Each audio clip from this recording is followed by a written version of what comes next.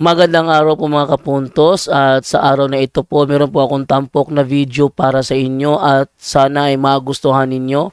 Kaya sa mga bago pa po sa aming channel, please po don't forget to hit the subscribe button at ang notification bell para maging notified kayo sa bawat video na ilalabas ko sa channel na ito. At bilang kahilingan po ng punto por punto team at naway maintindihan po ninyo, sana po wag nyo pong i-skip yung mga ads sa aming mga video. Sa maliit na bagay na po na yan, malaking tulong po yan sa ating programa at sa ating ministry. Sana po maunawaan po ninyo. Maraming salamat po, kaya wag na po natin patagalin. Simulan na po natin.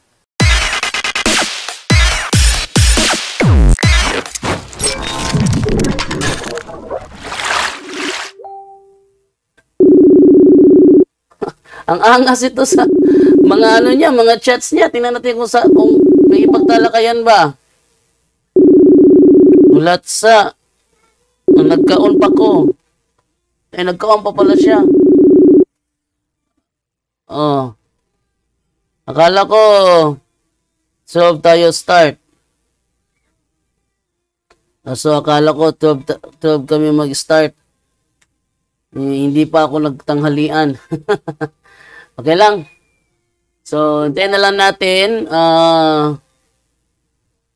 Okay, so ano yung isip niya? Sabi niya kumakain pa daw siya. Kaya akala ko ready na ito. Very kasi sa mga post niya. Meron kasi siyang katalakaya, Robert ba 'yon? Robert? O manas ako kaon. Tingin ko mukhang dadalawang isip yata to Okay, so ano natin yung mga ano na lang natin, comment muna. Sabi niya wait lang, manas ako kaon. So hindi pa siya tapos kumain doon. So hintayin na lang natin kung kailan siya matapos kumain. Kung kailan siya available. Okay, so basa muna ako ng comment dito, ito tayo kay Ivan Boyet Domo, Gogo Bro Jando, kumbate. Kumbati yung taniron. Anahon taniyan ko niya. Buong Pinlak, magandang araw po mga kapatid. And then Logad Gyunzon Jr. Go bro. Sana matuloy. Siya yung nag-chat kasi na 12 daw mag-start. Mayroon siyang ka-chat, nagngangalang sino yun? Joseph ba yun? Tinan ko lang Tinan ko sa sa isa, sino yun? Joseph ba yung ano niya? Hindi, dito lang yun sa kabila. Robert pala, Robert. Sabi niya, ugma, mga alas 12. Pasahin yung mga chats niya rito, Tingnan natin, Ingna imong pare, debate mi. Membro ray musukol. So, ang gusto niya makalaban si Padre Darwin, pero hindi kakilala ni Padre Darwin. Nagkikipag-debate si Padre Darwin sa since 2024 sa sa harapan na sa Tagbilaran. Yung gusto niyo makadebate sa Padre Darwin, harapan sa Tagbilaran ang kailangan gawin. Hindi na siya nakikipag-debate sa online. Yan para naman fair na mag-i-effort din yung kalaban, So sabi niya, pamatud-an nako nga Roman Catholic kaliwat sa bitin sumalas Biblia. So patutunayan niya daw na ang Roman Catholic ay lahi ng mga ulupong. Lahi ng mga ulupong ayon sa Biblia. So Biblia gagamitin niya. Anuhin lang natin ito. Kung anong sekta ito. At ating anuhin. Kasi yun daw ang niya Ibig sabihin, pag Biblia, hindi kasama footnote dito, Biblia Okay, no? Oh, sure. Nakuha na. Sige. Patunayan niya ngayon na ang Roman Catholic Church is kaliwat sa mga bitin. Okay, so anuhin natin kung paano niya ito titindigan. Alam ko gagamitin niya dito yung ano, yung nasa kunin ko na lang yung ano, yung ating Biblia ng Sambayan ng Pilipino. Dahil tiyak ko gagamitin niya dito yung Biblia sa Kristohanong Katilingban. Yun ang gagamitin niya. Yung comment doon sa Galatia ya. Teka, may tumatawag. Ayun. Hello, bro. Hello, bro. Okay. So, sige na, bro. Tingog. Narinig mo ako? Hina yung tingog. Talagang mahina, bro, kasi ganyan talaga, nag-auto-adjust yung ano, yung microphone kapag messenger call. Pero kung meron ka lang sana WhatsApp, maintain yung volume ng microphone ko. Sige, pag binisaya o gusto mong bisayaan mo, basta ako, magtinagalog ko dire, kaya mga viewers na ako magreklamo. Tagalog daw, Tagalog. Magbisaya ako kay Bisaya man po ni. Bahala ka, pero ako, magtatagalog ko ito para yung mga viewers ko makakaintindi. Kung hindi ka nila maintindihan, hindi ko na problema yan. Basta kayo magbisaya ako. Ikaw, bahala ka, magbisaya ka, di magbisaya ka kung gusto mo. At ito lang masasabi ko, hindi ka nila maintindihan. Bahala siya. Depende na nila. Sige bro, go ahead bro. Sige. Akong pamatud-an nga ang Roman Catholic Church kaliwat sa bitin, sumala sa Biblia. Biblia ray basihanan. Okay ra ka, Dando? Biblia lang, so hindi kasama footnote.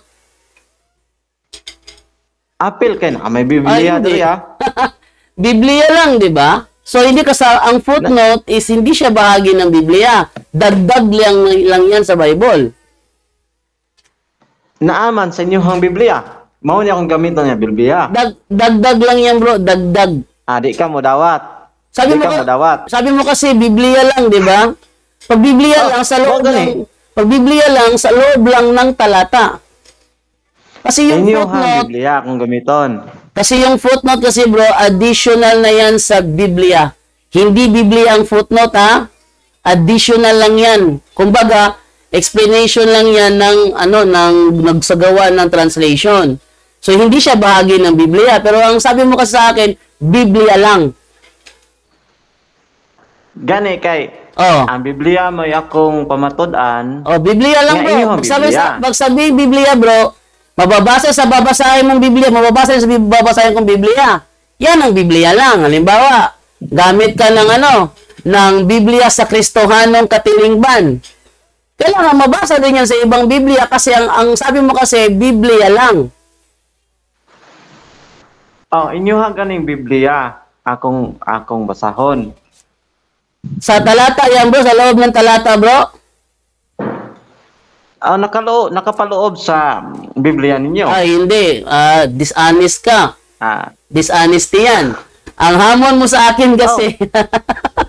Bro, eto magkalinawan tayo Ang hamon mo kasi, Biblia lang. Ang footnote, hindi yan bahagi ng Biblia. Mabuti sana kung sinabi mo, patutunayan mo Biblia at referensya. Kasi ang footnote, part ng referensya yan. Biblia at referensya ba ang gusto mo? Biblia lang. Magkalinawan tayo. Biblia lang. Inyo ang Biblia. Di wag mo. Akong igunita na inyo Biblia. Bro, kung Biblia lang bro, wag kang gagamit ng footnote. Pero kung Biblia at referensya, papayagin kita gumamit ka ng footnote kasi ang footnote, referensya yan, hindi yan Biblia. Biblia at referensya bro, Biblia lang. Ito, Biblia, ito. Hindi, bro. Ulitin ko Ang footnote, referensya yan. Referensya. Ibig sabihin, batayan mo na tama yung paliwanag mo. Yan ang purpose ng footnote. Referensya ang footnote. Ang footnote, hindi siya bahagi ng Biblia. Kasi ang Biblia, from Genesis to Revelation lang. kahit sa ang Biblia, Bible translation pa, mababasa doon pag Biblia lang. Ngayon, kung footnote ang babasahin mo, referensya na siya. So, lilinawin natin ulit. Ikaw ay magpapatunay, Biblia lang o Biblia at referensya? Sige, apelo na lang referensya. Ayan, ganyan Ayun, na tayo. Sige, Biblia at referensya. Sige, go ahead bro. Okay, pila man ka minutes? 5 minutes? Or O ikaw, gusto mo 5 minutes? Sige, 5 minutes, go ahead. sige. So, magpamatuod ako. Sige bro, gawin mo 5 minutes bro. Sige. Sige. May imingon ra kag stop ha. Sige. So, sumala sa akong tema nga pamatudan ako sumalas Biblia og referensya. Ako ning gamiton ang ilahang Biblia ang Kristohanong katilingban og edisyong Katoliko, dili ni bias kay ilahan ni. Wala ko nagamit og Biblia nga ako So diri napagay imprimator Ricardo Cardinal Vidal. Wait lang bro. Bro, wait lang. Ano yun ko muna, anong sekta na pananampalataya ka bro? Adventist. Sige, Adventist, go ahead. Sige. Sige. Nail of stock na anay diri adili to Monsignor Abela. So mao ni ang imprimator. So sa akong affirmative, akong pamatud-an nga ang Roman Catholic Church kaliwat sa bitin. So atong basahon kini. Una, unsa may bitin? Ang pinadayag bersikulo 12 nga atong mabasa diri no? Nga ang bitin nagrepresentar kang Satanas. Og natay mabasa sumala sa footnote nga kining gitawag og Lucas atong basahon. Lucas sa footnote sa ubos, mga deboto tang magtotoo og maayong Katoliko og kaliwat sa mga bitin. So tataw klaro og tinaw nga mismo ang ilang Biblia nag-claim nga sila di ay kaliwat sa bitin. Anong talata ng Lucas yan bro? Lucas. Anong talata sa Lucas? Sa footnote. Lucas. Footnote ng ano bro? Lucas 3. Nasa ubos. Lucas 3 verse. Anong verse bro? Anong verse bro?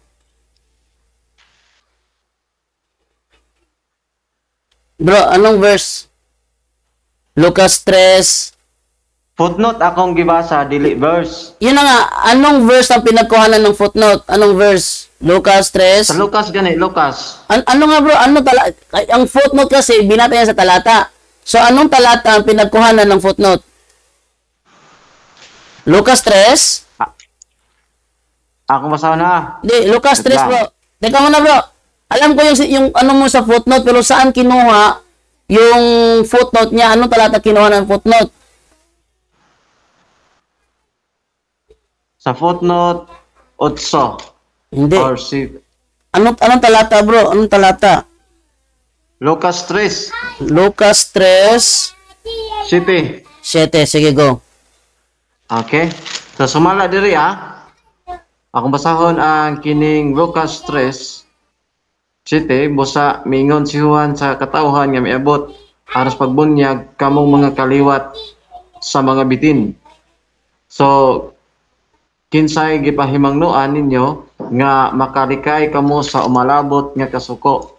So diri meaning sa ubos footnote nila gisulat gyud nila ninyo nga ang Roman Catholic Church mismo ang Biblia mga deboto tang magtotoo Katoliko, mayong Katoliko og kaliwat sa mga bitin. So unsaon na niya ni pagguba karon nga dili sila kaliwat sa bitin nga sumala sa footnote kaliwat sila sa bitin. Ang bitin, nagrepresentar kang Satanas. So, mo lang no?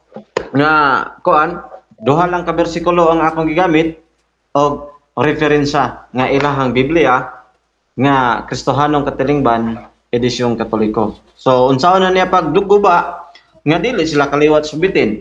Nga mismo ang ilahang Bible nagisgot man og kaliwat sa mga bitin. So tataw klaro nga dili gyud maguba ang iya pong basahon nga dili sila kaliwat subitin. So ana lang. Ana lang. Yun na yan, tapos na? Muburo na ako kay para dili kayo kuan ba.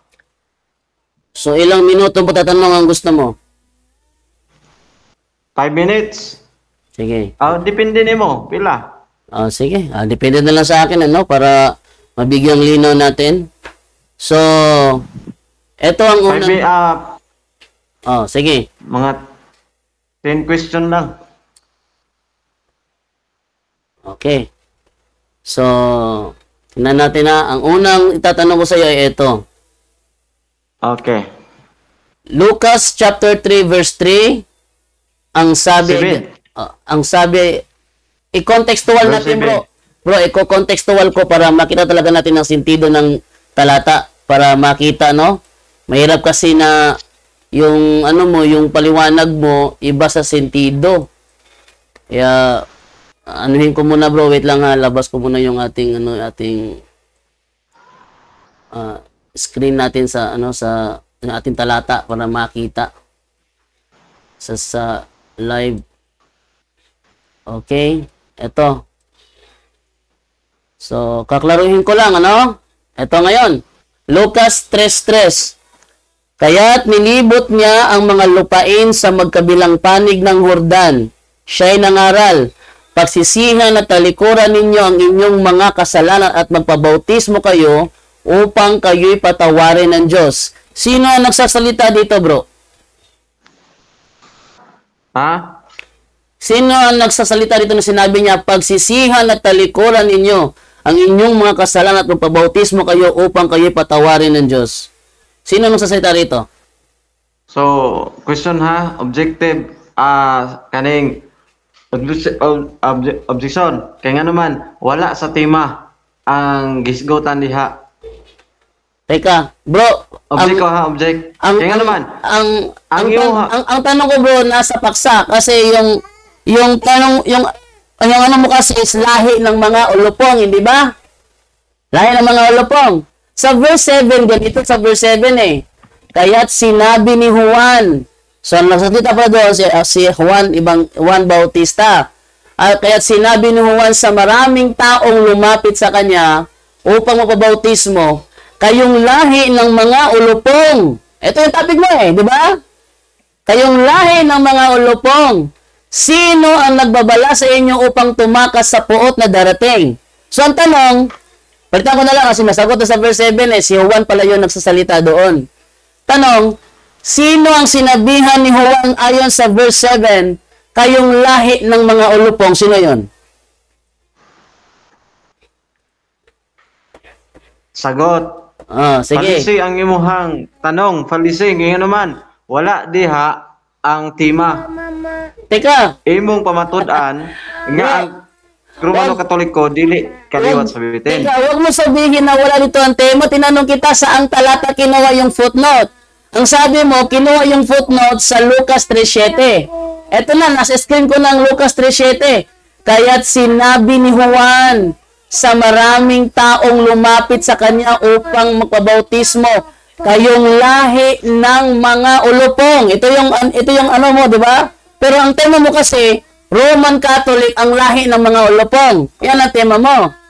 So, kailangan mapatunayan mo sa talatang ito na Roman Catholic ang pinagsabihan ni Juan Bautista dito.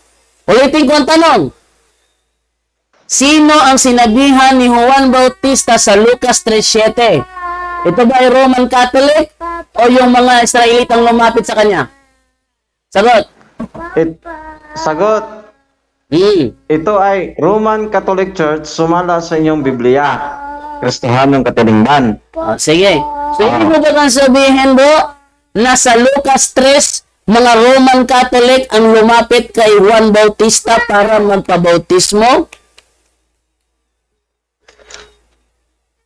Sumala sa Lucas 3 nga ang footnote Romano Katoliko kaliwat sulitin. Sunod ko na. Ibig mo ba kang, kaya nga, klaruhin mo nga, ibig mo ba kang sabihin na mga Roman Catholic pala ang lumapit kay Juan Bautista para magpabunyag? Tama ba? Sagot. Ang sagot ko ay Roman Catholic Church. Ang footnote niya nabasa ko. Nga, mga dibuto tang magtotoo o maayong katoliko o kaliwat sa mga bitin. Mismo inyong Biblia, magpamatuod, nga kaliwat mos bitin. Unod, pangutana. Kung mabasa ko bro na mga Israelita ang lumapit kay Juan para magpabautismo, aminin mo sinungaling ka. Hindi talaga ako sinungaling. Kaya nga naman, mismo ang inyong Biblia nagpamatuod, nga kamo kaliwat sa bitin. Sige, tanungin natin si ChatGPT, okay? Tanungin ko si ChatGPT, ha? Kasi kasama na dito yung referensya eh. Is it true that Roman Catholic Church baptized by John the Baptist? Tanungin ko ha. Para, okay. Tanungin natin si ChatGPT. Okay, no? Wait lang. Ilang tanong na yan? Hanggat mabigyan ko ng linaw kasi sabi mo kasi ako bahala. Sige. So for clarification, straight to the point ang programang ito eh, kaya alamin natin. Straight to the point, no? Okay, so 5 question lang, 5 question. 5 5 question lang yung... sige. Is it true that the Roman Catholic Church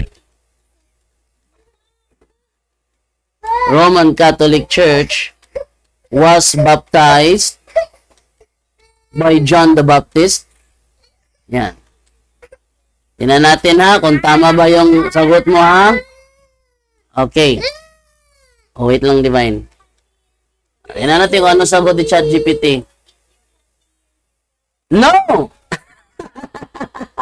Sabi dito bro, no, it is not true that the Roman Catholic Church was baptized by John the Baptist. Oh, the Roman Catholic Church traces its origins to the teachings and ministry of Jesus Christ, particularly through the apostles whom Jesus appointed, notably Peter, whom Catholics consider the first pope. Sabi mo, Roman Catholic ang nagpabautismo dito kay John the Baptist. Ba't sinasabi ng ebidensya, it is not true that the Roman Catholic Church was baptized by John the Baptist. So, namin mo sinungaling ka. Ano? Hindi ako sinungaling. Binasa ko lang yung talata at referensya. Paano mo sige, paano may reconcile ngayon dyan? Sabi ng mga Adventista bro, dahil Adventista ka naman, di ba? Sabi ng mga Adventista, ang Roman Catholic daw nagsimula 321 AD. Totoo ba yun? Wala sa tema yan. Ang tema natin ay, bumalik ka sa tema. Nasa tema bro. Nasa tema bro. Nasa tema bro. Bro, nasa tema bro. Palisiyan na. Bro, nasa tema, hindi palasiyan. Hindi palasiyan. Nasa tema yan. Bakit? Eto.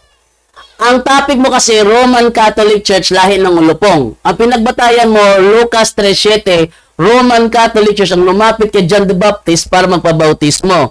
Ang sinasabi ni Denmar Santiago sa debate namin, kasama mo SDA yan ha, hindi yan palasi. Kasi wag mo sabihin sa akin, magkaiba paliwanag ninyo. Sabi ni Denmar Santiago, ang Roman Catholic Church nagsimula daw sa 321 AD. 321 AD. Tama ba ang sinabi ni Denmar Santiago doon o ikaw ang sisinungaling? Sabi ni Denmar Santiago, official debater ng Seventh-day Adventist ng Roman Catholic Church daw was founded in 321 AD. Sino ang nagsisinungaling? Si Denmar Santiago ba na nagsabi 321 AD nagsimula ang Roman Catholic Church? O ikaw na nagsasabing first century pa lang may Roman Catholic Church na?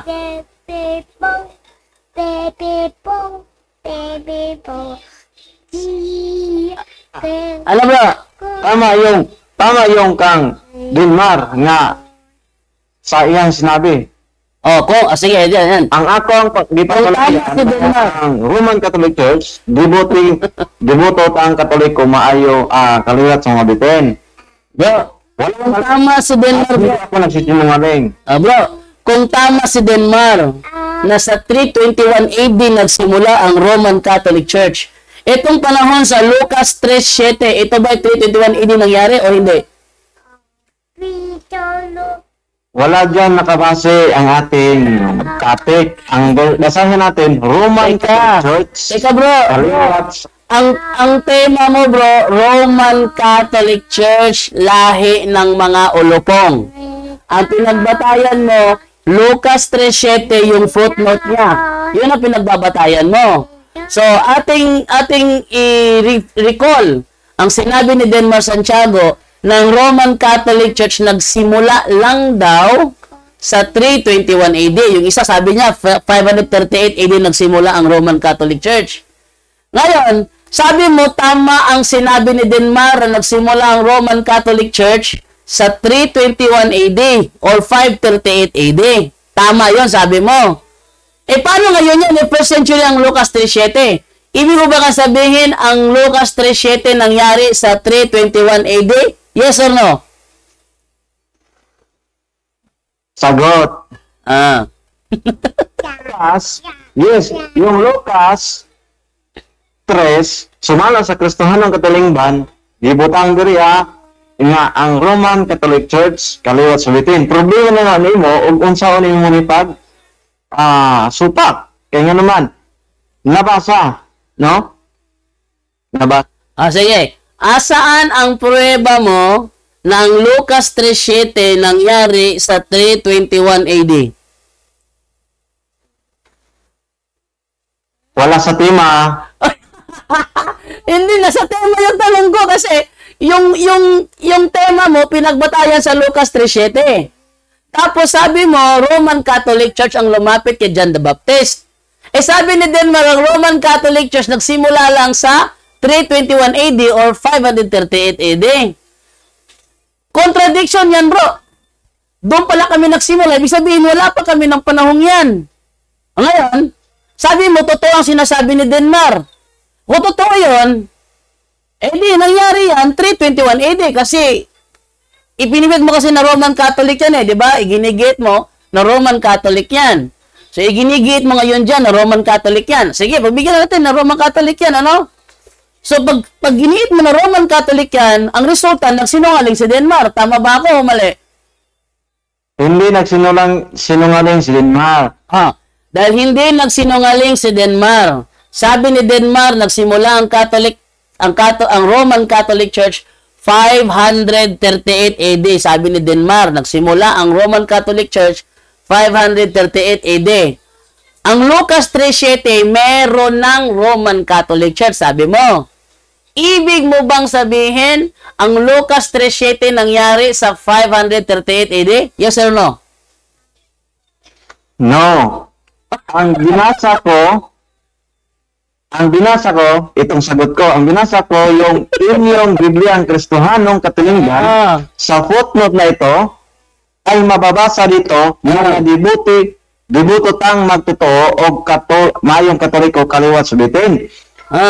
Ako lang gibasa ang inyong libro or Biblia nga translation nga dili nimo masupak.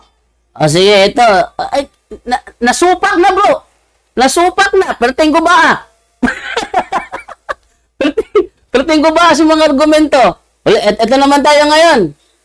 So, kung sa 1st century, meron na pala Roman Catholic Church, ibig sabihin, mali yung sinabi ni Denmar na 538 AD lang nagsimula ang Roman Catholic Church. Tama o mali? Tama lang si Denmar. Ang atong gibasihan... Teka. Bro, nag-self-contradiction ka dito, bro. Nag-self-contradiction ka dito. Para bigyang linaw ang mga nanonood. Kailan ba talaga nagsimula ang Roman Catholic Church? Sa 538 AD o sa panahon pa ni John the Baptist? Wala sa tema yan. Nasa tema. Ginamit mo, John the Baptist to John the Baptist to Tapos Roman Catholic Church. Eh si Denmar, may sinabi si Denmar na ang Roman Catholic Church nagsimula 538 AD. Ang ginagamit mong talata, Lucas 3:7, panahon ni John the Baptist. So ito na, bigyan ko lang linaw. Kailan ba talaga nagsimula ang Roman Catholic Church? Sa 538 AD, sabi ni Denmar Santiago, o sa panahon pa ni John the Baptist? Sagot.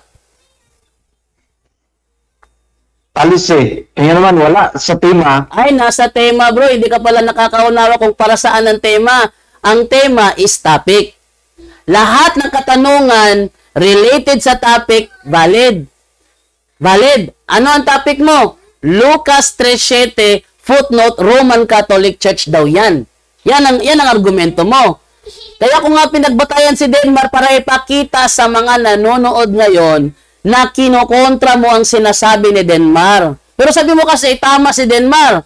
538 AD, nagsimula ang Roman Catholic Church. Yan ang paksa mo, Roman Catholic Church. Lahi ng mga ulupong. Yan ang topic mo.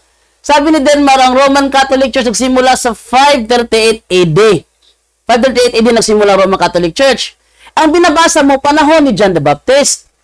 So, eto ngayon ang tanong para mabigyan ng linaw ng nanonood. Kailan ba talaga nagsimula ang Roman Catholic Church? Doon ba sa 538 AD ayon kay Denmar? O sa panahon pa ni John the Baptist? Kasi binabasa mo panahon niya ni John the Baptist. Sagot. Sagot ko. Ang binasa ko, ito. Bro, categorical ang question, bro. Categorical ang question. Alin ba ang mas... sino ba sasabing totoo? Kailan ba nagsimula ang Roman Catholic Church? Sa 538 AD ayon kay Denmar? O sa panahon ni John the Baptist? Categorical question ang tanong ko. Sagutin mo categorically. Sagot. Wala sa tema yan. Nasa tema, bro. Ano ka ba? Di ka ba marunong nakakaunawan ng tema mo? Ang tema mo, panahon ni John the Baptist, may sinabihan siyang lahi ng mga ulupong. Ang tema mo, ang sinabihan ni John the Baptist, Roman Catholic Church. Sabi ni Denmar, ang Roman Catholic Church nagsimula sa 538 AD. So, klaruhin natin. Sabi mo kasi, tama si Denmar. Kung tama si Denmar, ikaw ang mali. Kung ikaw ang tama, mali si Denmar. Ganun yan. Yan ang ano, ang marunong mag-isip. Kung tama ka, mali si Denmar. Kung tama si Denmar, mali ka. Kaya kaklaruhin lang natin ito.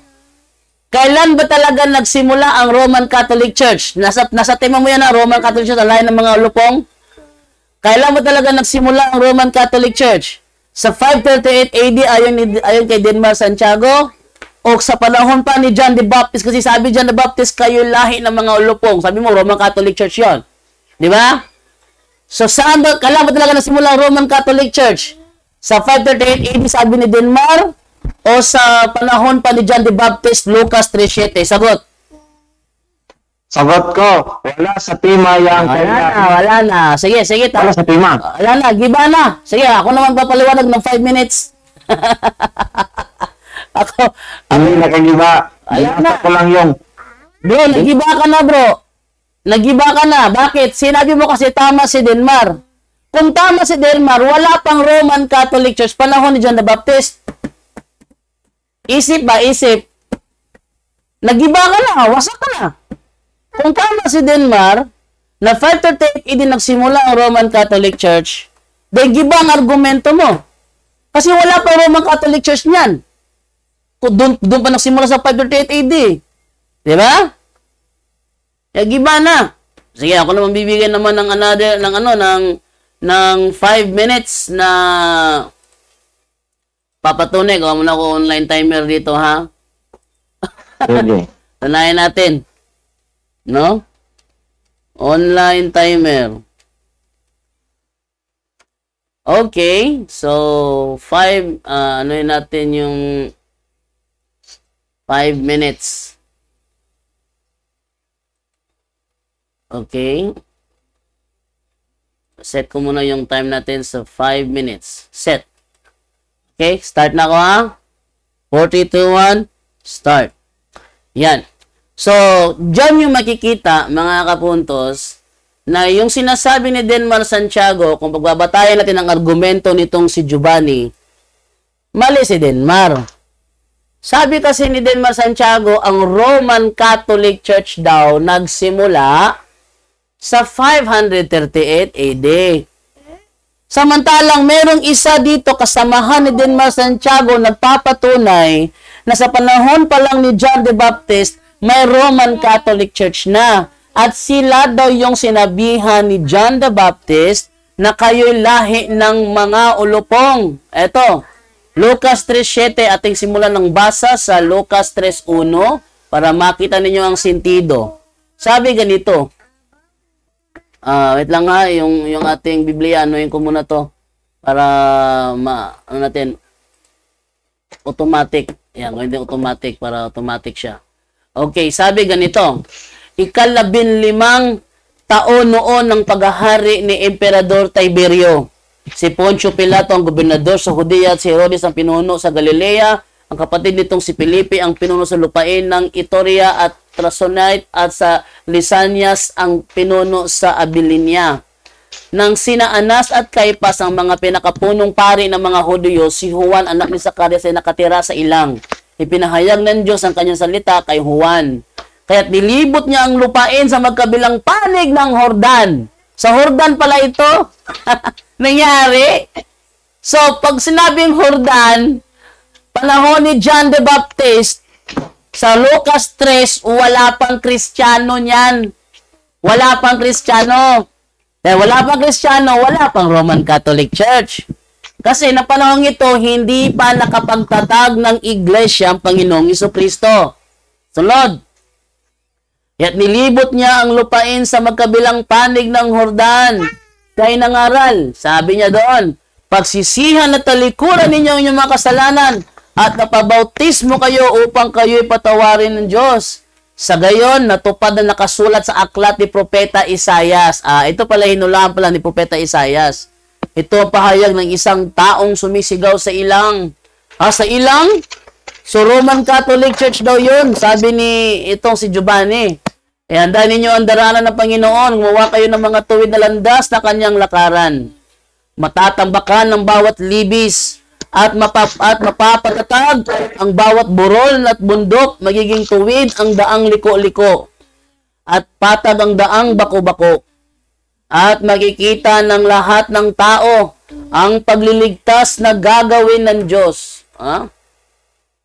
Kaya't sinabi ni Juan sa maraming taong lumapit sa kanya upang mapabautismo, kayong lahi ng mga ulupong. So nilapitan siya ng mga tao na nakatira sa Jordan. Sabihin, sa Israel ito nangyari. Ang sabi nitong si Giovanni, Roman Catholic Church daw ito. So ipinapalitaw niya na Roman Catholic Church ang nakatira doon sa Jordan na lumalapit kay John the Baptist. Sabi ba ganito? Ayong lahi ng mga ulupong, sino ang nagbabala sa inyo upang tumakas sa puot na darating? Ipakita niyo sa pamamagitan ng gawa na nagsisisi kayo.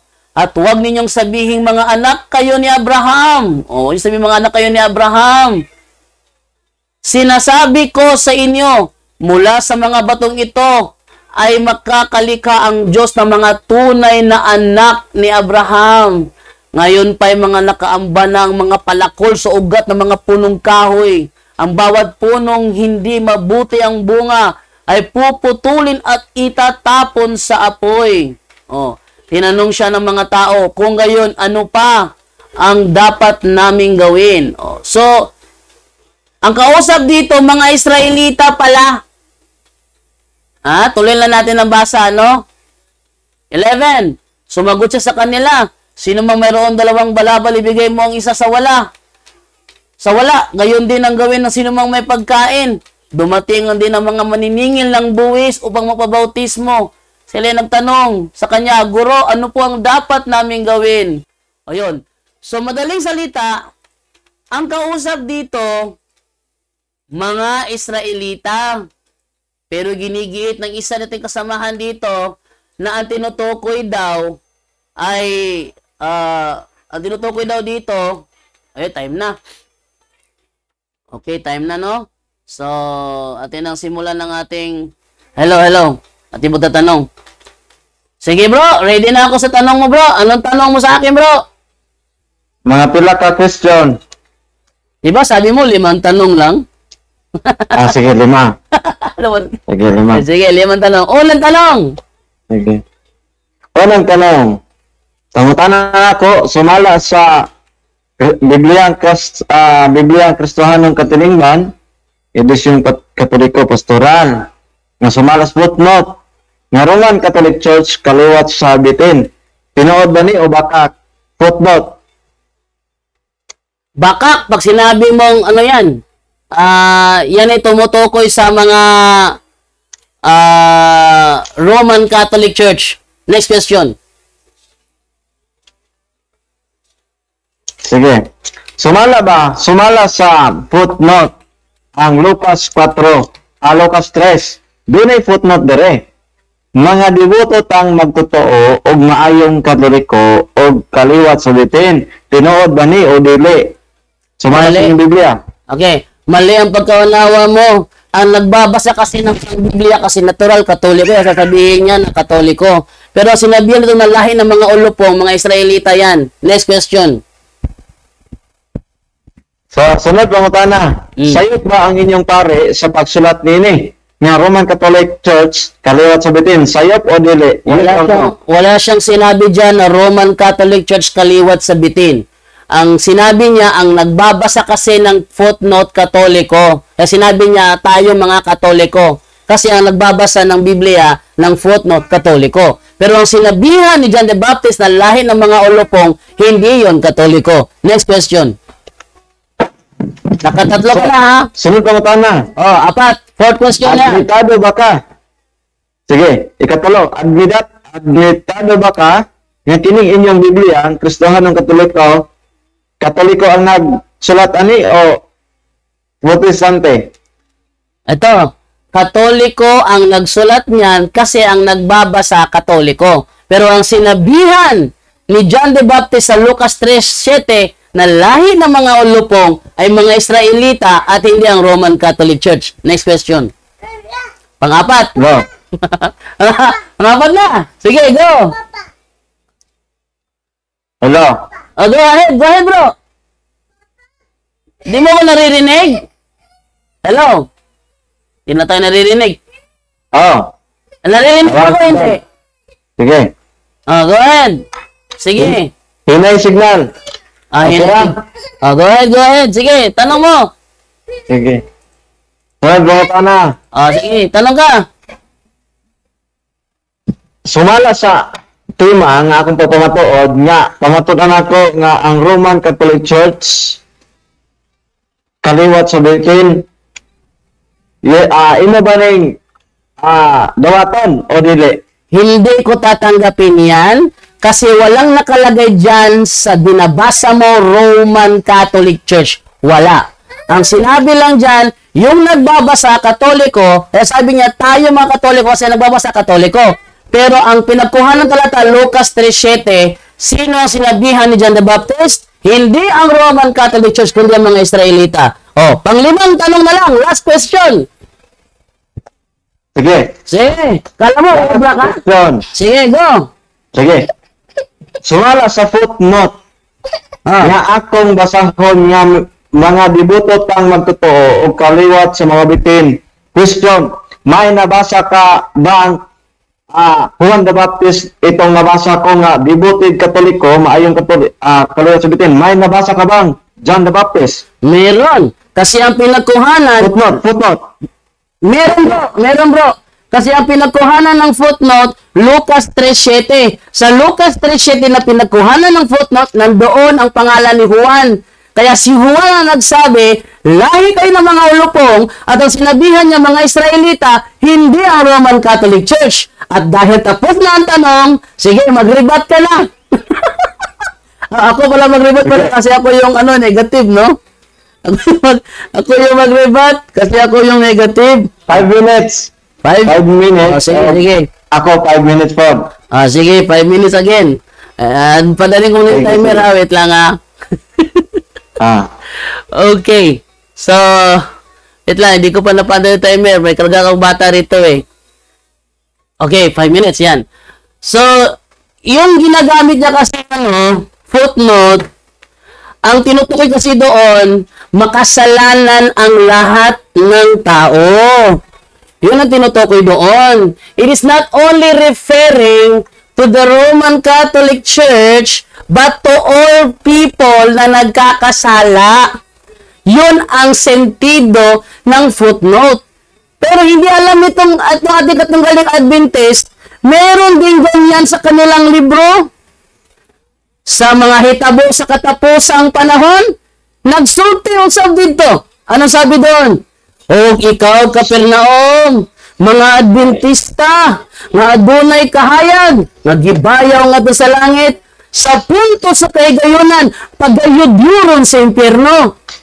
So inaamin din na kanilang libro, na kanilang libro na mga kaganapan sa huling araw, na ang mga Seventh-day Adventist shall be brought down to hell. Sa kanilang libro na English, yung Last Day Events, kasi sa English na Last Day Events, nandoon din, Seventh-day Adventist shall be brought down to hell. Ngayon, the same din yan. Totoo ba ang sinasabi ng kanilang libro, Seventh-day Adventist shall be brought down to hell? Tanungin nyo sila. Pag tinanong kayo ng Adventista patungkol dyan sa footnote ng sinasabing lahi ng mga ulupong, baliktarin nyo rin. Sasagutin ko lang yan.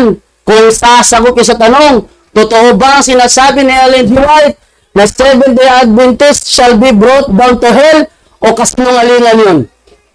Pag sila tumangging sagutin yan, tanggihan nyo rin sagutin. Para patas. Hindi lang yung sila magtatanong. Dapat marunong din silang sumagot. Kasi kung ano ang sagot nila doon, yan din ang sagot natin sa aklat na yan. Sa madaling salita, ang pinagkuhanan ng footnote, Lucas 3:7. Sabi tayo mga Katoliko, kasi Katoliko ang nagbabasa ng footnote. Katoliko nagbabasa. Ito, sabihin tayo mga Katoliko, tayo mga debotong Katoliko. Sa panahon ng Lucas 3:7, wala pang debotong Katoliko niyan. Bakit? Hindi pa nababautismohan si Kristo ng panahon yan. Kailan nabautismohan si Kristo? Pagkatapos ng Lucas 4. Tapos na nangyari? Wala pang iglesyang tinatag si Kristo ng panahon yan. Kaya hindi Roman Catholic Church ang sinabihan ni John the Baptist na lahi ng mga ulupong, kundi yung mga naninirahan sa Jordan na lumapit sa kanya para magpabautismo. Sila tinutukoy ni John the Baptist na kayo yung lahi ng mga ulupong. Hindi naman pwede dalawang meaning. Hindi naman pwede dalawang meaning. Sabihin nila, Roman Catholic Church ang pinagsabihan. Ba't sabi ni Denmark, nagsimula ang Katoliko 538 AD? So dyan magkakontra na yan. Magkakontra. Tinanong ko siya, kailan ba talaga nagsimula ang Roman Catholic Church? Sa 538 AD ayon kay Denmark? O sa panahon ni John the Baptist? Kasi ginigit nga, Roman Catholic Church daw ang pinagsabihan ni John the Baptist. Bakit? Ang pinagkuhanan ng footnote, Lucas 3:7. Ano ba? Ang footnote ang tama, ang talata ang mali. Imposible mangyari yun. Ang footnote lang ang tama para sa kanila, tapos ang talata mali. Ay, contradiction yun. Dapat ang paliwanag sa footnote ayon sa talata. Ang talata nagsasabi, mga Israelita ang pinagsabihan ni John the Baptist dyan. Bakit? Taga-Jordan yan taga-Jordan yan. So, hindi Roman Catholic Church. Sa madaling salita, gibang-giba ang kanyang paksa. Sobrang giba. Tapos mangangarap ka kay Padre Darwin, sa akin pa lang, butata na. Yan ang ebidensya, hindi napatunayan ng paksa, kasi ang footnote na pinagbabatayan, kinuha sa Lucas 3:7. At ayon sa Lucas 3:7, mga Israelita ang pinagsabihan ni John the Baptist at hindi ang Roman Catholic Church. Maraming salamat po and thank you. Ikaw naman.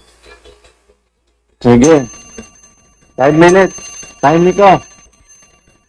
Okay, go ahead. Sige, time. So mga higala o mga igsoon, no? Wa siya kaguba sa maong tima nga akong pamatud-an nga Roman Catholic Church kaliwat sa bitin. Mismo ang ilang Bibliyang Kristohanong Katulingban nga nagpamatuod nga sa footnote nga Roman Catholic Church kaliwat sa bitin. O matod niya nga dili daw Roman Catholic Church matod ni Jando. Apan ang ilahang libro mao'y nagpamatuod. So mismo, si Jando nagasupak sa ilang libro nga nag-angkon gyud sila nga sila gyud ang Roman Catholic Church kaliwat sa bitin. Matod pa ni Jando nga Israelita daw ang sultihan niya na. Sumala sa ilahang magsusulat nga pare, girecord gyud nga Roman Catholic Church. No? Wala sa kaguba sa maong tima nga Roman Catholic Church dili kaliwat sa bitin. Wa kay nadunggan nga dili sila kaliwat sa bitin. Kay nga naman klaro kayo nga Roman Catholic Church mismo ang ilahang pare mo'y nagsulat. Siyempre, lisod po daw di niya adapt kunan. No nga mismo siya iyarang gisupak ang pare. No? Gisupak niya ang pare nga mismo nga nagsulti diri nga dibuto tag Katoliko ug kaliwat sa bitin. So klaro og tatawag yun manghigala ug mga kapaglaom ko diha nga sa plan naminaw diha no nga ako gaing basahon sumala sa tima nga akong matud-an nga dibuto tang magtotoo og maayong Katoliko og kaliwat sa mga bitin. So asa akong ibasa kining ilahang Biblia ang Kristohanong Katulingban edisyong Katoliko. Mismo ang ilang Biblia nagpamatuod nga sila gyud kaliwat sa mga bitin. So meaning ang bitin nagrepresentar kang Satanas, so sila gyud no giangkon gyud sa mga pare kay naman ni pinirmahan no unya si Neil Obstat, Monsignor Adelito Aguila o imprimatur na Ricardo Cardinal Vidal. So ilahang pare, si Jando, gasupak-supak nga sa sinulat sa ilahang pare nga footnote, Roman Catholic Church kaliwat sa mabitin. So klaro, nga wala gid niya giguba ang sinulat sa pare. Gani, nisupak pinon siya. Nisupak siya. So asa kay tinuod ani, si Jando ba o ang pare? Nga nagsulti nga ang ilang pare kaliwat sa bitin ang ilahang simbahan Roman Catholic Church. So kinsa kay namali? Kamuray magtimbang-timbang mahigala o mga kapaglaom, diryotaman, God bless ka na tong tanan. Tundo? Okay na? Tapos ka na? Pero Okay na. tapos na nga, sige. Ayun na lang, wala ka lang ibang ano? Wala na. Oo. Kumusta na diha? Kumusta? Wala na kaning sikan? Kana lang. Kana lang. Okay na to. Ano? Tapos ka na? Wala ka ng ibang isyo? Yun lang? Okay na to akong pagpamatuod. Okay na. Okay na. Eh, yun lang eh.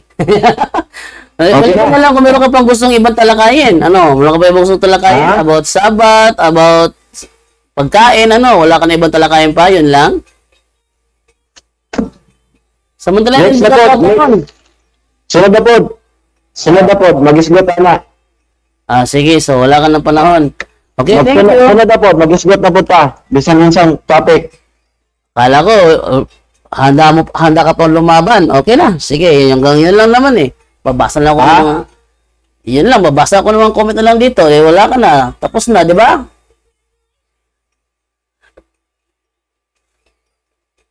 Tapos ka na, bro?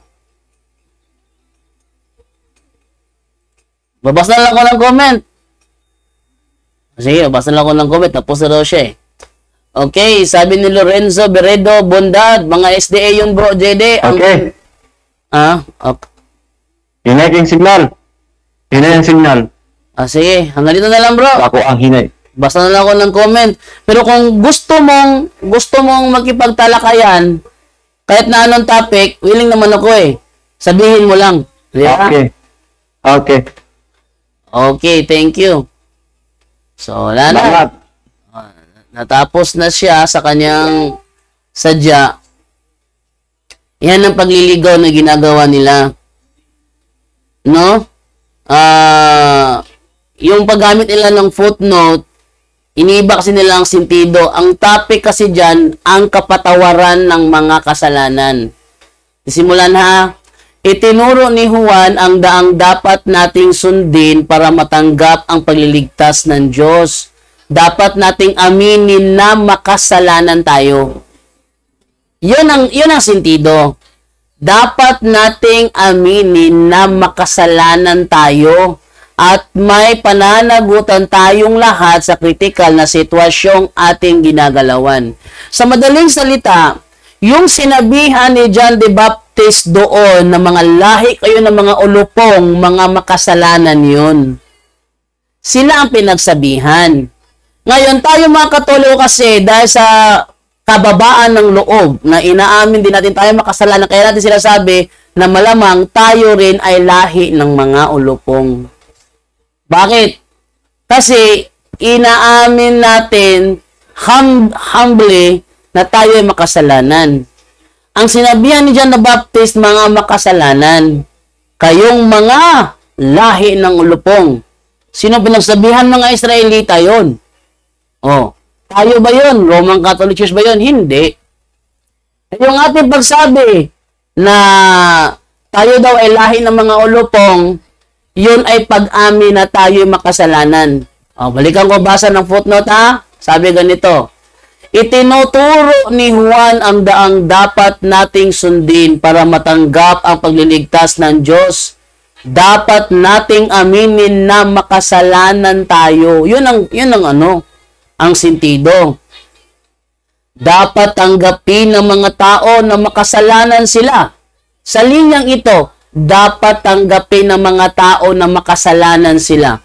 Is it only referring to the Roman Catholic Church? No, lahat ng tao sa mundo must admit na sinners sila. Oh, tama? Tuloy natin. At humingi ng tawad sa Diyos. Hindi mababago ng unang hakbang na ito ang mundo, pero ito ang nagbibigay daan sa tunay na kaligtasan. Ibang mga paraan para sa pagbabago ng lipunan ang gagamitin ng mga taong humingi na ng tawad sa Diyos kaysa ginagamit ng mga naniniwalang mabuti sila at matuwid sa harap ng mga mapagsamantala at masasama. May matinding kamalayan sa kasalanan ang bayang Hudiyo na laki sa turo ng Biblia. Dito inaamin dito na bayang Hudyo talagang pinagsabihan ni John the Baptist. Kaya handa silang makinig kay Juan nang mangusap ito tungkol sa paghahanap sa kapatawaran ng Diyos. So inaamin mismo ng footnote dito, bayang Hudyo ang pinagsabihan ni John the Baptist. Handa silang makinig kay John the Baptist kung saan pinagsabihan sila na sila ay mga lahi ng mga ulupong. Ano ang reason doon? Ano ang context behind the words? Kayo'y lahi ng mga ulupong dahil sila'y makasalanan. Oh, Roman Catholic Church ba ang pinagsabihan? Hindi. Tuloy natin. May matinding kamalayan sa kasalanan ang bayang Hudyo na laki sa turo ng Biblia. Kaya handa silang makinig kay Juan nang mangusap ito tungkol sa paghahanap sa kapatawaran ng Diyos. Sa katunayan, hindi handa ang lahat na magbalik loob. Tayong lahat, ito na. Ito na paliwanag ng pare sa mga Katolikong nagbabasa. Tayong lahat ay may magagandang dahilan para isipin na lagi tayong may maikakatuwiran para sa ating mga personal na pagkakasala. Tayo ano ba? Lagi na hindi nawawalan ng reason ba na i-justify yung ating kasalanan? Mali nga ang aking ginagawa pero, di ba? Nag-justify ka. isa pa'y kinukumbinsi natin ang ating sarili na magiging maunawain ang Diyos sa atin sa kabilang sa kanyang iglesia. So para ba ating ginagawang reason na unawaan ako ng Panginoon sa mga ginagawa kong mali, ganon, no? Yun ang ating mga reasoning. Nasa panig tayo ng mabubuti. Oh, nasa panig tayo ng mabubuti. Hindi pa yun ng mga Israelita pinagsabihan. Mabubuti. At ipinagtatanggol natin ang kabutihan ng relihiyon. Si Abraham ang ama namin. Sino ba ang nagsabi nito? Yung mga Israelita. Diba? Basahin natin. Basahin natin na sa ating balikan sa Lucas 3:7. Nakita ko sa inyo. Sino rito? Ito sabi. Kaya't sinabi ni Juan sa maraming taong lumapit sa kanya upang mapabautismo, kayong lahi ng mga ulupong, sino ang nagbabala sa inyo upang tumakas sa puot na darating? Ipakita ninyo sa pamamagitan ng gawa na nagsisisi kayo. At huwag ninyong sabihin mga anak kayo ni Abraham. Sinasabi ko sa inyo, mula sa mga batong ito ay makakalika ang Diyos ng mga tunay na anak ni Abraham. Sinabihan ni John the Baptist, yung mga Israelita, huwag niyo sabihin kayo mga anak ni Abraham. Yung mga makasalanan, na sinabihan niya naman kayo yung mga lahi ng mga ulupong, kayong lahi ng mga ulupong. Verse 7, kayong lahi ng mga ulupong. Sabi niya rito, huwag niyo sabihin mga anak kayo ni Abraham. Pero yung footnote na pinagbatayan ni Giovanni, sabi ganito, mga tunay mananampalataya tayo at magagaling na Katoliko. Tapos, period. Dot. Then nakarugtong at lahi ng mga ulupong. Ano ang meaning nito? Tayo'y lahi ng makasalanan. Tayo'y lahi ng makasalanan. Tanong, hindi ba kasama ang Adventista dito sa lahi ng makasalanan? Kasama, oy. Bakit? Roma 5:12. Basahin natin ng Roma 5:12. Sabi ganito. Ayan. Sabi sa Roma 5:12, ang kasalanan ay pumasok sa sanlibutan sa pamamagitan ng isang tao. At ang kamatayan, sobrang lakas ito ng microphone ko ngayon. Kanina kasi humihina. At ang kamatayan ay pumasok sa pamamagitan ng kasalanan. Dahil dito lumaganap ang kamatayan sa lahat ng tao sapagkat ang lahat ay nagkakasala. Ang lahat ay nagkakasala. Huwag niyo sabihin sa akin, Roman Catholic Church lang ang nagkakasala. Ay, mga Adventista, magliligaw pa kasi. Yan ang problema. Ginagamit nila ang footnote not to tell the truth but to deceive. Diba? Ngayon, tanong, Roman Catholic Church ba ang sinabihan ni John the Baptist kayo lahi ng mga ulupong? No. Bakit? Taga-Jordan yun eh. Taga-Jordan yun. Taga-Jordan, lumapit sa kanya, handang makinig. Ang Roman Catholic Church nagsimula sa upper room in Jerusalem almost 2,000 years ago. Upper room. Doon nagtitipon yung mga apostol nung dumating yung Holy Spirit sa Day of Pentecost.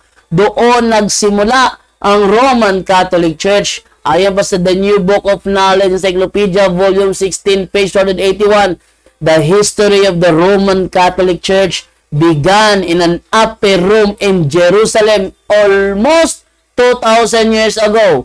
About 120 persons were gathered there. Ilan sila lahat? 120 persons. Ating basahin yan sa Gawa 1:15. Ano sabi sa Gawa 1:15? Ganito. Makalipas ang ilang araw nang nagkatipon ang may 120 mga kapatid, tumayo sa harap nila si Pedro at nagsalita. Ito yung sinasabing pinagsimulan ng Roman Catholic Church. sa upper room in Jerusalem, hindi sa panahon ni John the Baptist. O ano? So, hindi tumama yung gusto niya. hindi nangyari. Nangangarap siya kay Brother Darwin. Isa akin pa lang, butatang-butatan na siya eh. O paano niya paano niya matatakasan ang katotohanan doon na sa akin pa lang nakita na ang kanyang pagkabutata. Ha? Sa akin pa lang nakita na ang kanyang pagkabutata. Gibang-giba talaga. Sabi niya, hindi ko raw giniba. Ano hindi ko raw giniba? Yung pagkaunawa niya, gibang-giba. Bakit? Hindi naman sinasabi ng pari dito na Roman Catholic Church ang kausap ni John the Baptist at sinabihan kayo lahi ng mga ulpong. Ha? Hindi naman Roman Catholic Church ang sinasabi ng pari dito. Ayan ang problema sa mga sulpot na mga mangangaral. Iniiba nila. Footnote natin to, tayo nakakaunawa, hindi sila. Lulukohin pa tayo. Biblia lang. Biblia lang. Ibabasahin mo, referensya. Alam ko kasi footnote babasahin mo, referensya yun. Sabi niya, hindi, Biblia lang. Huwag kang bumasa ng footnote. Sabi niya, sige, dami na lang referensya. dami na lang daw referensya. Natawa ko doon sa sinabi niya na dami daw referensya. Talaga, dami referensya doon. Kasi referensya ang babasahin niya eh. Natawa ko doon. Gibang-giba. Kawawa naman. So, hindi nagtagumpay ang kanyang plano. No? Hindi nagtagumpay. Nasalo ka agad. Okay? So, yun. Si Giovanni Cantero Felicidario. Next time, makikipagtalakayan ka sa akin, siguraduhin mong kabisado mo yung yung mga pasikot-sikot ha. Kasi, Adventista rin ako dati. Ano ka ba? SD rin ako dati. Lahat ng mga plano mo, supalpal na. Okay? Hindi nagtagumpay yung kanyang plano. Sabi dito ni Lorenzo Beredo Bondad, mga SDA yun bro, JD, ang pinagsabihan ni John the Baptist kasi sabi ni Pastor Camacho, SDA daw natira sa ilang.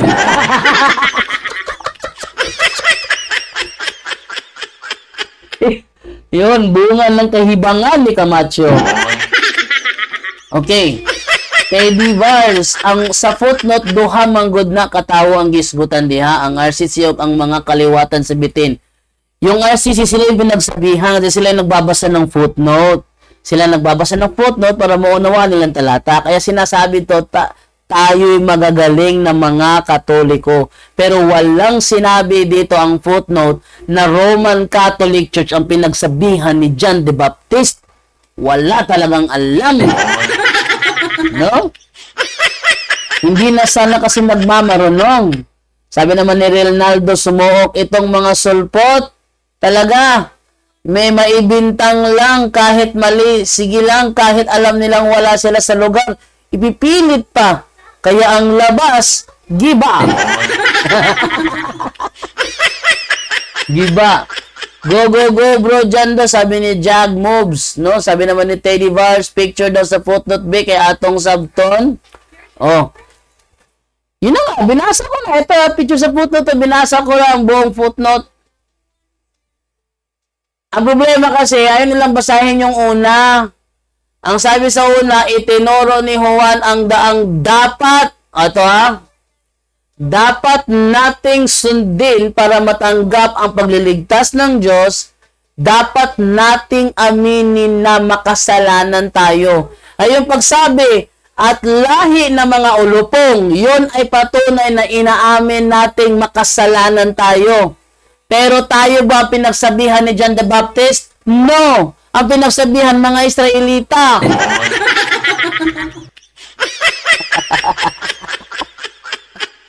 Kawawa, bagito pa yung Giovanni na yan. Gusto lang sumikat kaagad, sabi ni Lorenzo Beredo Bundad. Oh, sabi ni Warlito Aranas, palusot ka SDA. Takalain mo, yung aking tanong nasa paksa, sabi mo wala sa paksa yung aking tanong. Yan ay isang palatandaan mga kapuntos na ang mga SDA hindi alam kung bakit meron tayong tinatawag na tema. Bakit meron tema, bakit meron paksa. Hindi alam ng mga SDA yan, para saan yan. Yung debate ni Edgar Laugan tsaka ni Daryl Villanueva doon sa nangyari sa Tubigon, Bohol. Ang tema, patutunayan ni Brother Edgar Laugan na ang mga karumal-dumal na pagkain sa lumang tipan ay nilinis na sa bagong tipan.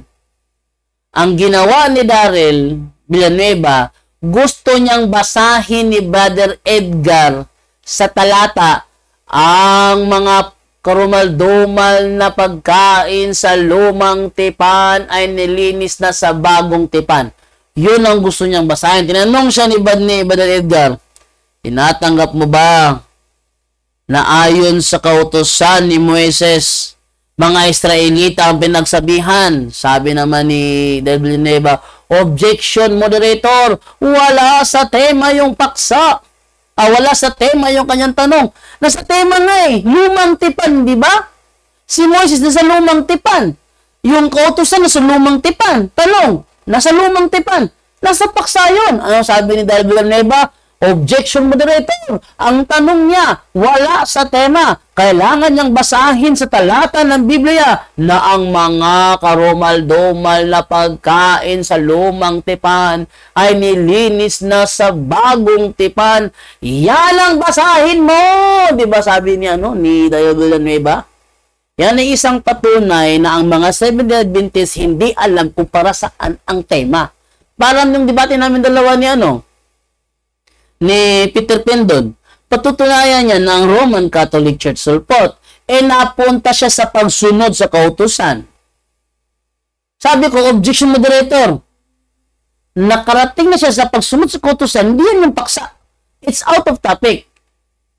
Nagreklamo si Peter Pendon kasi nasa topic daw. Ang topic niya, Roman Catholic Church sulpot. So, kailangan niya patunayan kung bakit ang Roman Catholic Church sulpot. Kailan ba nasimula ang Roman Catholic Church? Sino ba ang founder nito? Saan mo siya tinatag? Pag napatunayan mo na yan, dyan mo mapapatunayan na ang Roman Catholic Church sulpot. Kaso, napunta siya sa pagsunod sa kautusan. Wala kinalaman doon sa pagkasulpot ng Roman Catholic Church. Ha? Sabi mo sa niya, objection. Na ako naman ngayon. Nagtindig naman ako. Ayon sa Biblia, ang Roman Catholic Church is the original Christian Church. Nag-object si Peter Pendon. Sabi niya, objection. Hindi ko hahayaan na gamitin niya ang term na Christian Church dahil wala yan sa tema. Ano ba ang tema? RCC sulpot. Yun ang tema niya. Ano bang RCC? Christian Church yun Sabi niya, objection, moderator. Wala sa tema na Christian Church. Huwag niyang babanggitin ang term Christian Church. Tingnan nyo. Yan ay isang patunay na ang Seventh-day Adventists hindi alam kung bakit may tema at para saan yung tema. Yan ang tema, ang ibig sabihin yan ang topic na pag-uusapan. Tinanong ko siya, sabi ni Denmar Santiago, 538 AD nagsimula ang Roman Catholic Church. Sabi ng tema mo, Roman Catholic Church ang pinagsabihan ni John the Baptist na kayo'y lahi ng mga ulupong. Tanong, kailan ba talaga nagsimula ang Roman Catholic Church? Sa 538 AD ayon kay Denmar Santiago o dyan sa panahon pa ni John the Baptist? Sabi niya, ang tanong wala sa tema. Ay! Hindi marunong. Hindi marunong. Bagito pa to. Kaya sana mga bagitong mga debater, bagito pa kayo, huwag kayong magtaas noo. Sabihin nyo, si Father Darwin ang iharap nyo sa akin.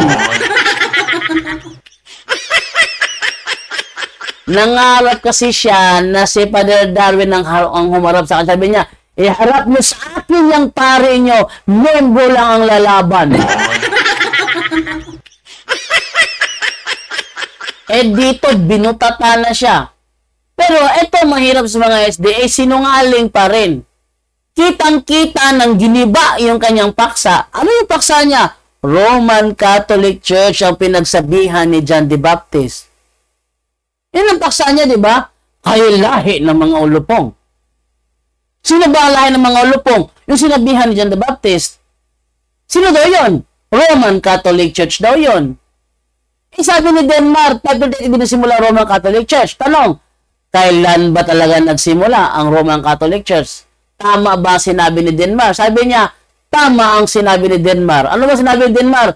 Ang Roman Catholic Church nagsimula sa 538 AD. Yun ang sabi ni Denmark Santiago. Doon daw nagsimula ang Roman Catholic Church. Tama ba ang sinabi ni Denmark? Sabi niya, tama. Siya na mismo ang gumiba sa kanyang paksa. Dapat sinabi niya, mali si Denmark. Bakit? Ayon dito, panahon pa ni John the Baptist, may Roman Catholic Church na. Nang sabihin niyang tama si Denmark, siya na mismo ang gumiba sa paksa niya. Hindi niya naintindihan yun. Grabe naman. Hindi niya naintindihan yun. Grabe naman. Tinanong ko pa siya. Sabi mo, tama si Denmark, di ba? Oh, kung tama si Denmark, ikaw yung mali.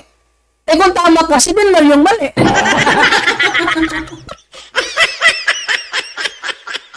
Tandaan niyo ito, ha? Tandaan niyo ito.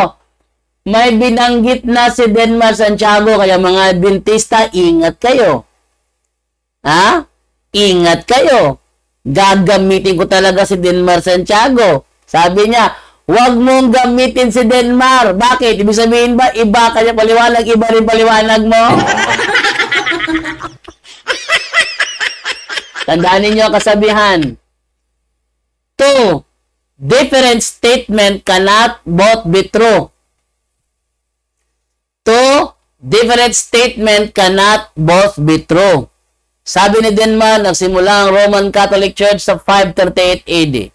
Sabi mo, panahon pa ni John the Baptist, kailan ba talaga nagsimula? Ang sagot niya, wala sa tema.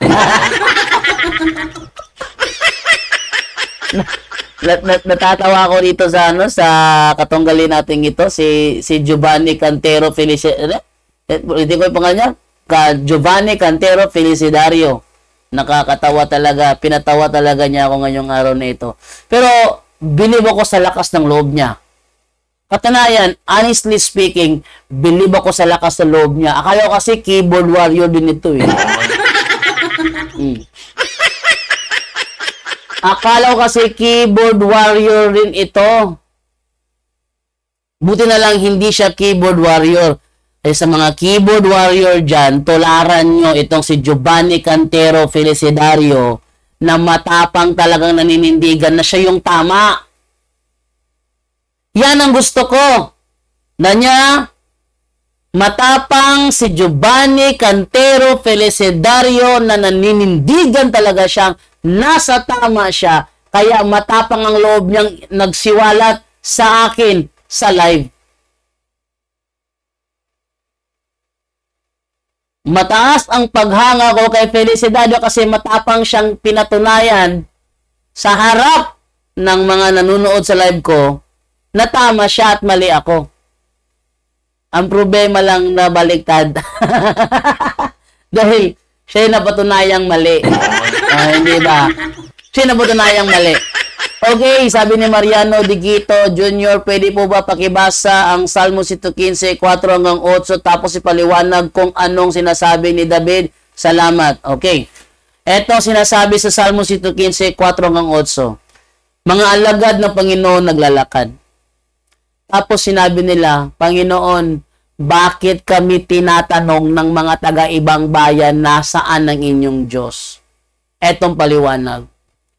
Ang mga taga-ibang bayan kasi, meron silang kinikilalang Diyos. At na kanilang kinikilalang Diyos, yung kanilang mga gawang ribulto. Pero sumagot yung mga alagad ng Diyos. Sagot ng alagad ng Diyos, ang aming Diyos ay nasa langit at ginagawa niya ang kanyang nais. Ang kanilang mga Diyos ay gawa ng kanilang mga kamay, may mga mata, hindi nakakakita. May mga bibig, hindi nakakapagsalita. Sa madaling salita, yung Diyos ng mga taga-ibang bansa hindi makapagsalita. Dahil ang Diyos ng mga taga-ibang bansa, yung kanilang rebulto. Ang Katoliko ba? Saan ba panig? Siyempre sa alagad ng Diyos. Sabi ng alagad ng Diyos, ang aming Diyos ay nasa langit. Pag Katoliko nagdasal, Ama namin nasa langit ka. Sabi ng mga sulpot, rebulto daw natin ang ating Diyos. Sige nga, mga sulpot, patunayan nyo nga na yung Ama namin na nasa langit ka, rebulto yon. Pag napatunayan nyo, tama kayo. Okay? Pag napatunayan nyo na rebulto yung Ama naming nasa langit, ay tama kayo. Pwede nyo napatunayan, mali kayo. Okay? Freddy Mendoza Cabardo, ang kaliwat sa bitin kayo dahil galit kayo kay Mama Mary. Si Mama Mary, ayaw ng kaliwat ng bitin kay Mama Mary. Kayo, hindi ba kayo ganun din? Baka kayo yung sinasabi dyan. Kay Toto Lucky, Giovanni, mag-aral ka pa ng kasinungalingan dahil kulang pa yan. Sabi naman ni Ariel de los Santos, hanginon maning tawhanan ni. Ho, ho, ho. Sabi ni Freddy Mendoza Cabardo, si SDA ba yan bro? Jando, SDA daw siya. Okay, Zavio Janvo, tama sila ang kaliwat sa bitin kay dili kadawat ni Mama Mary. Yun nga. Toto Lucky, hangin ng kasabadista, buta, utok kahangin. Alan Formentera, ipit yun in taon kayo si SDA Giovanni, dali ra kayo, gibali ni Bro Jando Alabado ang argumento ni SDA. Dali lang Paano ko nabaligtad ng kanyang argumento? Ginamit ko si Denmar Santiago. Di natulungan ako ni Denmar Santiago doon. Yung mga Adventista, siguraduhin nyo, pag kayo nakipagtalakayan sa amin, huwag nyo kalimutan ang sinabi ni Denmar Santiago, ha? Pinakalimutan nyo kasi. Eddie Eliabak Naus, basta ba SDA mga pagarparon? Nagpariho lang ni Giovanni og si Daig, gusto mo atubang ni Padre Darwin, kanga man gani ka? Si Julito Daig ganun din, binabaligtad pa. Ako daw yung atat na magkipagdebate sa kanya. Siya yung nagsabi, magharapan tayo, Jando. Tapos sabi ko sa kanya, totoo ba yung sinabi mo na magharapan tayo? Ang sagot naman niya, tanggapin mo yung pakita ko sa inyo, wait lang. Pakita ko sa inyo yung aming convo ni ito. Ayan. Pakita ko sa inyo ito. Ayan, yung aming convo ni Julito Daig. Tingnan nyo Ayan Yan ko siya. Sabi ko sa kanya, unsa? Magharapan tayo? Sige. Sabi ko sa kanya. Ano sabi niya? Tanggapin mo ang hamon. Ano yung hamon niya? Yung karne daw sa unang Korinto 10:25 hanggang 30, yun daw ay kalan-unon. Kalan-unon sa kanila kasi malinis. Hindi daw karumal-dumal. Yun ang kanya, kalan-unon. Sabi ko naman, sige, yan ang topic natin. Unang Korinto 10:25 hanggang 30. Patutunayan ko na karumal-dumal para sa mga Hudyo ang tinutukoy dyan na karne. Sabi niya kasi kalan-unon. Ngayon, sabi ko sa kanya, kailan natin i-debate yan? Ano ang response ni Julito Daig? Lasing ka, Jando. Ata nyo? Sabi niya, lasing ka, Jando. Nang tinanggap ko yung tema niya, sabi niya, lasing ka, Jando.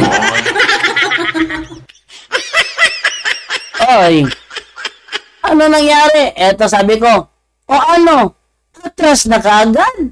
Ikaw ang nagsabi magharap tayo. At ituloy yung karugtong niya ito. Ayan.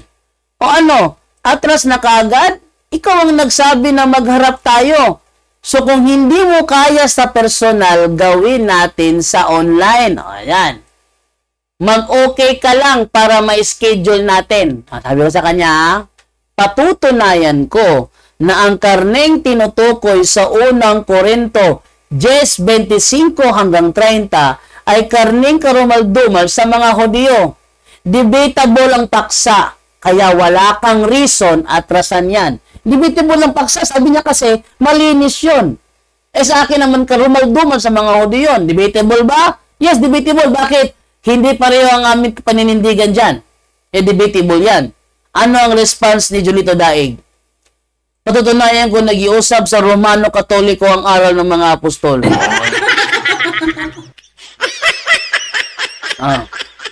Ano?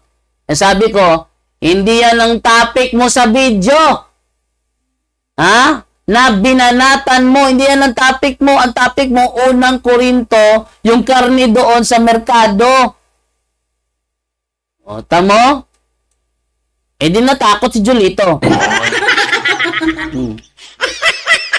So, yan ang patunay ko sa inyo na si Julito Daig natakot sa debating yun. Okay? So, lahat tayo magagawa kung doon pa lang talbog na siya. Wala tayong magagawa doon. Kaya ngayon, umiiwas na lang, no? Pagharpal na lang yung ginagawa niya. Basta na lang ning mga pastor makaistorya, sabi ni Romualdo Zulita. Sabi naman ni Joven Navarro, pataka lang ka og yawit sulpot. Talagang pataka lang siya og yawit. Freddy Mendoza Cabardo, Pastor Jovan. Oy, wake up. No. Ikaw. Hilak na, diba? Tugna pa naman. Palungan ito. Tugna. Wala na, papa. Wala na ako nang ipalong. Libe. Looy man ni divine. Oy. Sige. Tuloy tayo. Hindi marunong ang SDA, sabi ni Lubogad Johnson. Warlito Arana sa SDA may kaliwat sa bitin kay suko mo ni Mama Maria. Arnold Botiens, ang ilang mindset puro ra atake sa Katoliko na hibalan kining mga sulpot. Meron kasi silang libro, di ba? Ano ang tamang paraan sa pag-atake? Talaga, ginawan pa talaga ng libro pag-atake, no? Sabi naman ni Jimwell Bungalos, nakakabitin naman ng talakayan mo, takbo agad, takbo ka agad yung sabadista. Pero matapang ang loob niyang hamunin, gusto niya makalaban daw si Padre Darwin. Pare niyong iharap niyo sa akin, ako membro lang. Kaya sana, next time, advice ko palagi ito, lagi ko itong inuulit-ulit, pag kayo magipagtalakayan, huwag mo kasi unahan ng yabang. Problema sa kanila kasi inuunahan nila ng yabang. Pag naabutata, kawawa, di ba? Sabi naman ni Ren Pasco, turapak kayo na si Daig bro. Turapak kayo na si Daig bro. Bula pa na sa tide ang laway ana. Bula pa na sa tide ang laway ana. Ay, ang pangutana ngayon, ang tanong ngayon, lalaban ba si Julito Daig? Yan na. Lalaban ba si Julito Daig? Sabi ko sa kanya. Sabi niya, gusto ko araw-araw. Sige, may na state to the point. Araw-arawin natin to. Anong unang topic na gusto mo? Hindi nag-respond si Julito. Okay, sabi naman ni John Das, good afternoon, sir. Inquire lang ko na ba blessing of sacramentals Thursday. Man, Godron? Meron bro, hindi mo napanood. Baka tapos na yung sacramental of blessing. Nasa punto por punto faith and morals. Baka hindi mo napanood. Iwan ko lang kung tapos na ba. Siguro tapos na. 145 na. 146 na. Malaman tapos na. Balik ka na lang ulit bukas. Ang live po ng Sacramental Blessings ay nasa punto por punto Faith and Morals between 11 a.m. to 2 p.m. between 11 a.m. Kasi misa kasi yung pare, pag sila yung nag-bless, hindi si Father Darwin, nasa mga 11 a.m. yan. Pag si Father Darwin, nasa mga 1 p.m. Kaso kadalasan, sila na yung nagbi-bless yung mga ating bisitang pare. So, nasa 11 sila nagbi-bless ng sacramentals. May tanong lang po, bakit ang kamatayan ni Kristo, bakit hindi nababago ang araw, bakit laging Biyernes? Hindi nababago yung araw kasi talagang Biyernes talaga siya napatay. Sabi nga sa 19, ating basahin sa ano yan na sa 19:31 ng Juan, wait lang ha. Tingnan niyo ha, ating ano. 1:19:31. Ang sabi ganito, nooy araw ng paghahanda. Ating basahin sa English para mas malinawan. Then the Jewish authorities asked Pilate to allow them to break the legs of the men who had been crucified and to take the bodies down from the crosses. They requested this because it was Friday. Kailan daw nangyari? It was Friday, and they did not want the bodies to stay on the crosses on the Sabbath, since the coming Sabbath was especially holy. So sinasabi dito, si Kristo talaga pinatay sa araw ng Biyernes. It was Friday. Yun ang kanyang ano ha? Yun ang kanyang ang nasa talata. It was Friday. So talagang Biyernes talaga namatay si Kristo, hindi pwedeng baguhin yan. No, hindi namin babaguhin yan kasi yun ay ayon sa tradisyon. Okay? Sabi naman dito ni Rowena Dalupang Racimo. Good day mga kapunto por punto. God bless us all. Watching OFW here in the village of Cyprus. I'm from Kawayan City, Isabela. Okay, DC Estrella Abayari. Bojedi Aslam po, wala po ba sa Clemental Blessing? Meron po, baka tapos na po. Nasa punto por punto, Faith and Morals. I-search nyo po sa Facebook, punto por punto, Faith and Morals. Malamang tapos na ngayon, 149 na.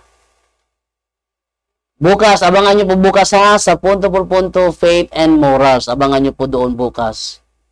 Try natin silipin, baka masilip natin. Wait lang. Try natin silipin sa punto por punto, Faith and Morals. Tingnan nyo ha. Pakita ko sa inyo sa screen. Dito tinhanapin. Tingnan nyo ha. Punto por punto, Faith and Morals. Okay. Yan. Wala na sila nag-live. Tapos na. Wala na sila nag-live. Ayun o. So, tinan natin dito.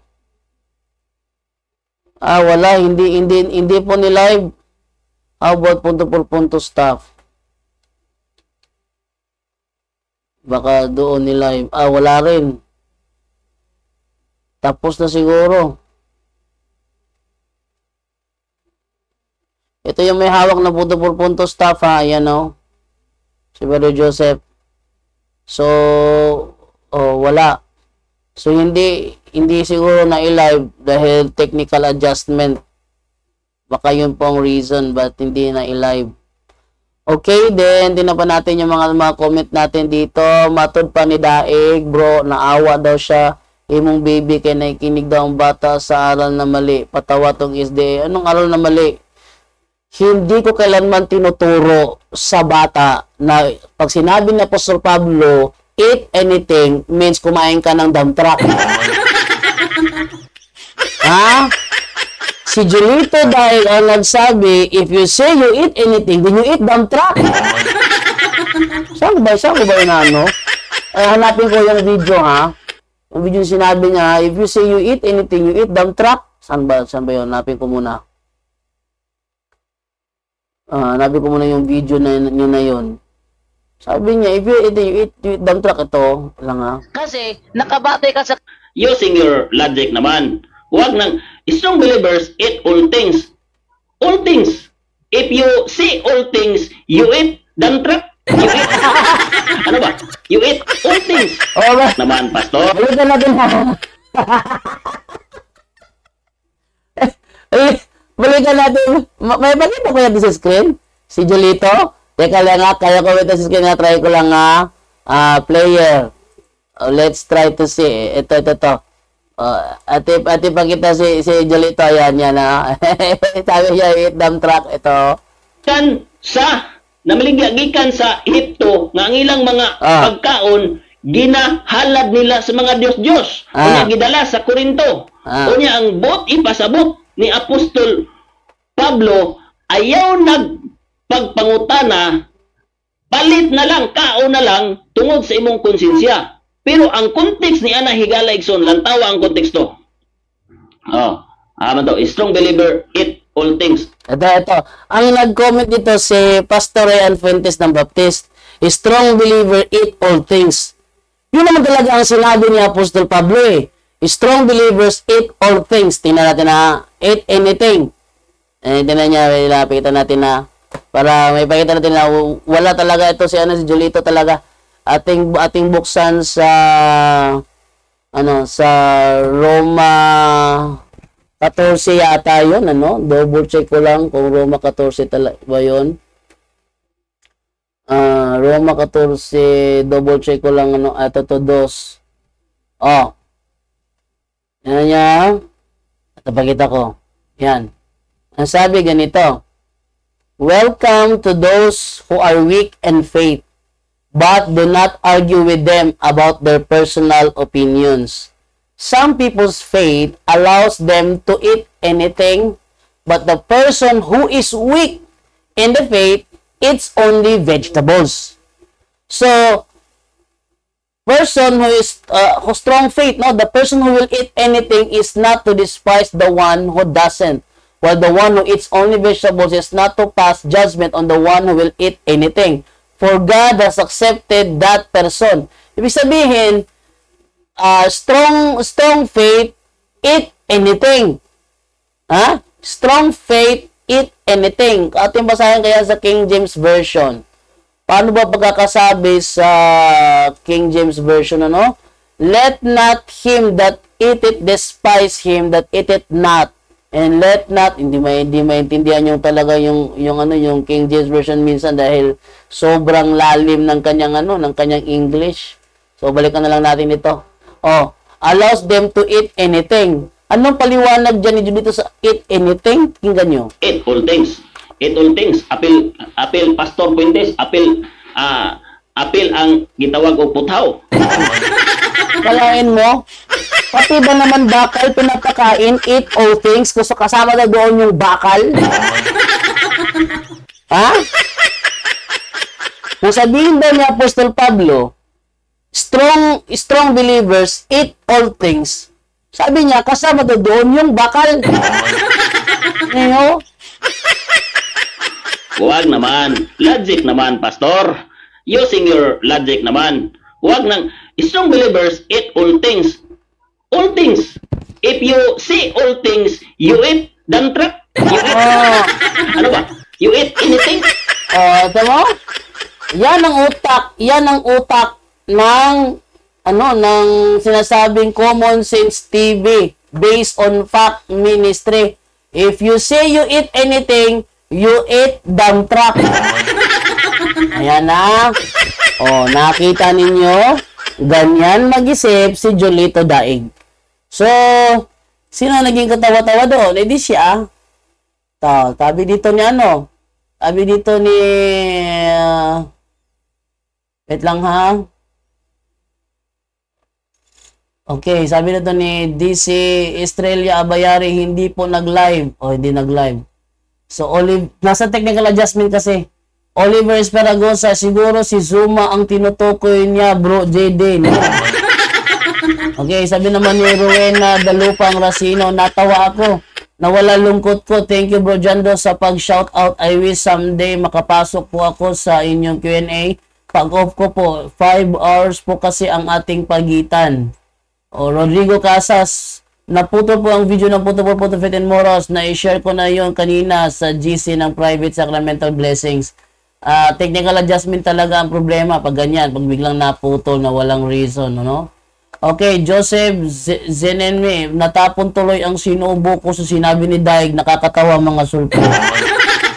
Na natapon tuloy yung sinubo niya, nabilaukan siya.